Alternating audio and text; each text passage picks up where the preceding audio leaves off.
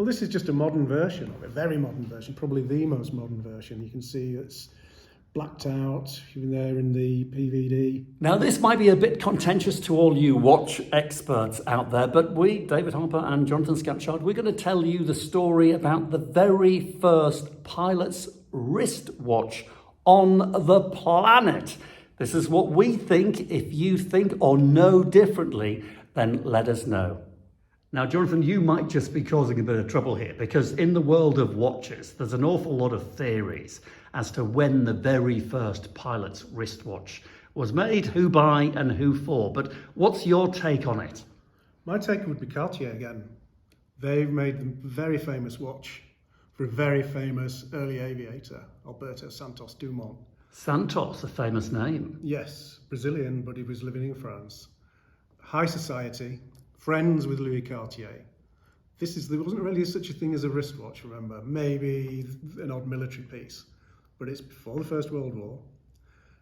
The very earliest aircraft, really early aircraft, were flown by Santos Dumont, and allegedly said to his friend Louis Cartier that he can't hold the controls and get in hand in his pocket to get his pocket watch out to time things. Right, bit of a problem. Yeah.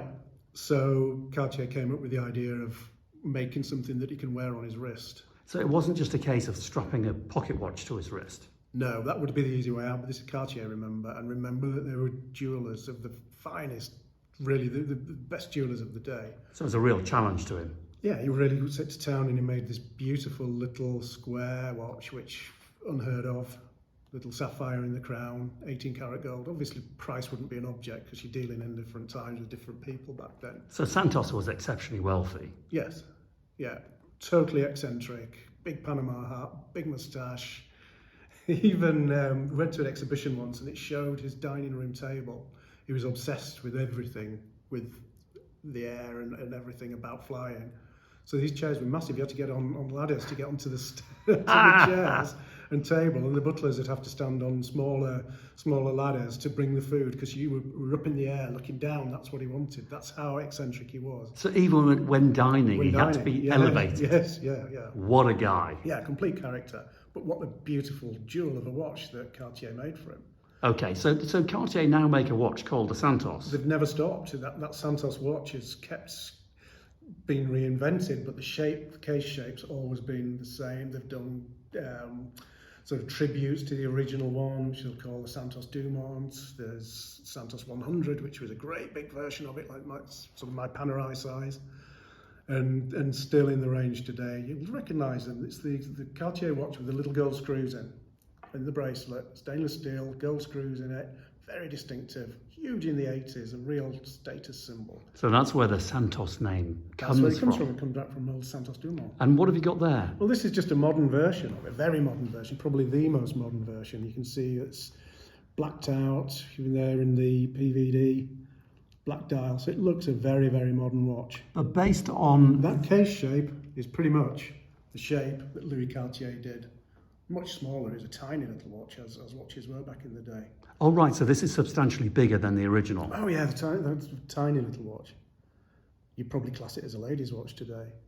But think, this is sort of 1906 time, around about that sort of period. We all think that the wristwatch really came into its own with the First World War, with the soldiers of the First World War. Well, that's a common theory. Yeah, because they couldn't scramble around for a pocket watch. So watchmakers were literally taking ladies' fob watches and putting little lugs on them. Let's have a look at this one then, Jonathan. Take it out, show it to me. So what about the face there? You've got Roman numerals, would that... Yeah, it's a classic Cartier thing, right. Roman numerals. Yeah. You've even got the little blue sapphire in the crown there. Yeah. Which is another hallmark of Cartier watches. Of course. Very often it was a pointed sort of sapphire, but this is faceted. It's very modern. It just makes it gives it that sporty look. And what kind of year is this? This is fairly recent. This is probably 3-4 years old. Okay, and value-wise first of all, the original Santos watch, does that actually exist? It may be in the museum at Cartier. But it'd be unbuyable. Yes, that one would be. But similar watches of the period are hugely desirable because back in those days, you could only buy a Cartier watch from a Cartier boutique. So you've got London and Paris, basically. Yeah. You know, they say that the tank watches, they're only making 100 tank watches a year until the 70s. So Wow. they're incredibly rare. Okay, so dare you put a price on the original Santos? It'd be a six-figure sum, I would think. Okay. Probably more. Right? Hundreds of thousands. Yeah. Okay, so how much can we buy a kind of a modern version of, a little nod, a little wink to that eccentric Santos fella? I think if you got one of the ones with the gold screws, stainless steel case, you'd probably buy a nice one for £3,000 to £5,000. It doesn't sound a fortune in the world of watches. And they're so classic. They never date, obviously, because they've been made forever. And what about this one particularly? This one's just coming out. It's just under 5,000. So, you know, No, automatic movement. No, they're right. Fantastic. Jonathan, as ever, you're a fountain of knowledge. I love these stories. I love these brands. Well, you know what? Cartier they're just special. But the world of watches is full of stories, isn't it? It is. But little known stories. Yeah. Even watch collectors and dealers don't know these stories that you know. They get forgotten and not passed on sometimes. Even the brands don't pass on at times. Cartier, brilliant.